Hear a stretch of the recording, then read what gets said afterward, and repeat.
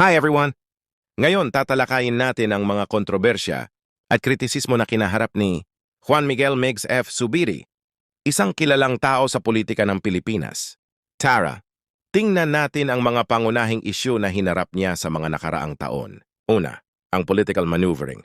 Madalas na inaakusahan si Zubiri na nagbabago ng alyansa para sa kanyang interes sa halip na para sa kanyang mga nasasakupan. Ito ay nagdudulot ng seryosong tanong tungkol sa kanyang integridad at pangako sa mga tao na kanyang kinakatawan.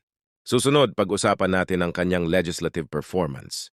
Sinabi ng mga kritiko na maraming inisyatibong kanyang isinulong ang kulang sa laman o hindi na ipapatupad ng maayos. Nagdudulot ito ng pag-aalala kung talagang nakakagawa siya ng pagbabago bilang mambabatas. At mayroon pang mga alegasyon ng korupsyon.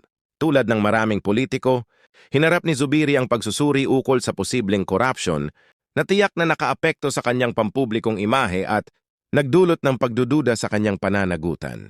Pagdating sa kanyang pagtugon sa mga kritikal na isyu sa bansa, nakatanggap si Zubiri ng mga kritisismo sa kanyang pamamahala sa mga isyu, sa kapaligiran at pagtugon sa sakuna, kung saan maraming tao ang nakakaramdam na hindi sapat ang kanyang mga hakbang. Sa wakas, tingnan natin ang pananaw ng publiko. Yung mga rating ni Zubiri ay nagbago-bago sa mga nakaraang taon na nagpapakita ng mga hamon na kanyang kinaharap sa pagpapanatili ng matibay na suporta mula sa mga botante.